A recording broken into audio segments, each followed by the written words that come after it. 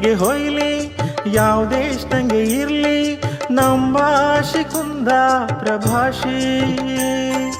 ಇದು ನಮ್ಮ ಊರು, ಇದು ನಮ್ಮ ತವರು, ಇಲ್ಲಿ ನರಣ ಮಾತ್ರ ಜೋರು.